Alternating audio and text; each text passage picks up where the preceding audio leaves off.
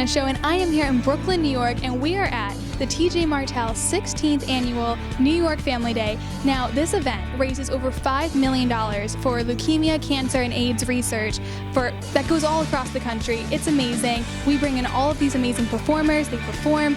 There's amazing food and activities. So let's go check out some of these awesome red carpet interviews. Hey guys, I'm here with Hunter Hayes, and it's good to see you again. I interviewed you at Arthur Ashe Kids Day event. Yeah. I remember that. Yes, that's amazing. So how are you doing at this event? Great. Today is a super, it's an awesome day. It's a special, just a special thing. Kind of the more you know about the foundation, the more you're just absolutely moved by it. Yeah. But this particular event really is cool to me. The combination of music, the bowling alley, the whole thing. There's just a good spirit to it, and we happen to be, this happens to be kind of our last gig as a band doing acoustic shows for the year. Yeah. So it's kind of special for us to end the year this way at this event. It really means a lot to us. So this is gonna be good. Yeah, definitely. That's amazing. Now, tell me about your 21 project. Happily. Well, it's basically taking the songs we released this summer, because we released kind of one song at a time, Yeah. through streaming or whatever. We decided to kind of release that as a project, but I didn't want it to just be 6 or 7 songs. I wanted it to be more. Yeah. I wanted to give the fans a lot more than that, and so we said, well, if we did kind of something I've always wanted to do is do a live record. Yeah. And I've always been obsessed with doing acoustic versions of songs. So we decided to do basically 3 different records of the 7 songs that we chose from this summer. A couple new songs in there that weren't released this summer as well. But yeah, basically 3 complete records of those songs, 3 completely different versions of 7 songs, which gets you to 21. So the math worked out great. Awesome. That's always helpful and everything. Great, yeah. Now, I love your new Greyhound, Cole, right? Can you tell me all about him? He's adorable. Yes, he's one of my favorite things that's ever happened to me. He's mellowed me out a lot. I think it's awesome. He comes on the bus every now and then, but he's super chill.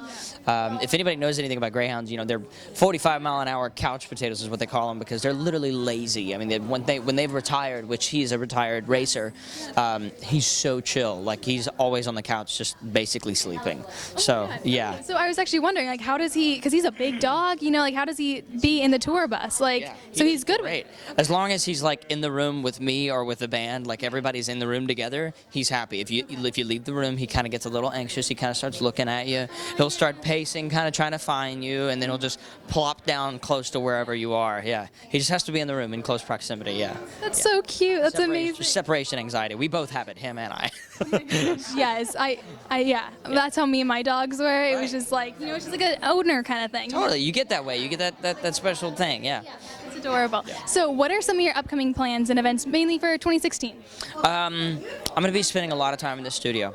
We had a blast kind of making the 21 project, but there's a lot of music that I've collected that I've been writing, and I'm kind of ready to throw it out there. So we're basically moving into a studio literally tomorrow. At this time tomorrow, I'll be kind of taking over my buddy's place, and we'll be there for months, just locked up in the studio. The way I've always wanted to make a record, I get goosebumps thinking about it. So yeah, this is a big one for me. So I'm really excited about it, and you'll be seeing all of it on Instagram and Twitter and all that stuff. Yeah, that's amazing. Okay, now I recently saw one of your For the Love of Music. Oh, yeah. Your videos about that. Tell me about those, because you're at 150 videos already. We got to 150 and we decided to change the format, but for a while, For the Love of Music was it was kind of the phrase was For the Love of Music because it was everything that happened that was other than music that kind of for me, all the things that happen behind the scenes are just about music anyway.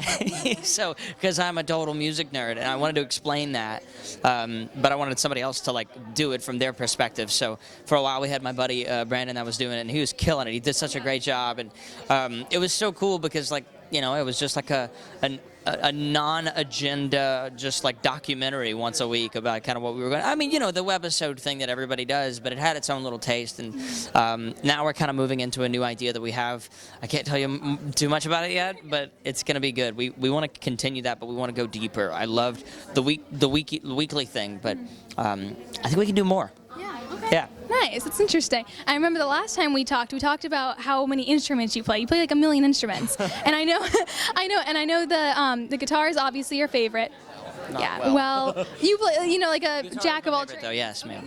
Yeah. Do you plan on learning any more, mastering any of those instruments? Yeah. Well, so on the debut record, I spent a lot of time on the steel guitar. Okay, nice. And on this next record, I'm hoping to go back to that because I feel like it's an underappreciated sort of instrument right now, and not just in the traditional use of it, but like I've watched guys like Paul Franklin like just turn the instrument into like just this beautiful sonic thing that doesn't even sound like a steel guitar. So I want to learn more of that kind of stuff and like get into that world. And like I'm studying Derek Trucks, like all the slide stuff. So yeah, I'm going into geek mode, guys, which is why I feel like it's best that I'm locked away. I don't bother anybody. And then yeah, we see what happens. That's amazing. I play steel drums, so I'll have to teach you how to play steel drums. Oh yeah, all right. I like it. Oh my gosh, and I just remember, okay, so the last time we talked was at the Arthur Ashe Kids Day, and you had just broken a Guinness World Record. Right. I have broken 2 Guinness World Records since then. Yeah. What? Which ones? Help me. Okay, so the most interviews conducted in 24 hours. Yeah, took a long time. How many was that? 347. Yeah. And then the second one. Very achieved. What? Yeah. No. And then incredible. Thank you. Yours was very cool too. And How did you keep a voice? I don't lose my voice. Like knock on whatever this is. But luckily. And then the second one is the longest marathon playing steel drums. So 26 hours. Whatever. All right, well, we got to get to work. I got to go break another record, clearly. Yeah. 1 is not enough. I'm going for 3. I don't know what my third one is yet, but we'll figure it out. Cool. Thank you so much. Yes, thank you. Definitely team up. I know, it's nice to see you too. Congratulations. That's awesome.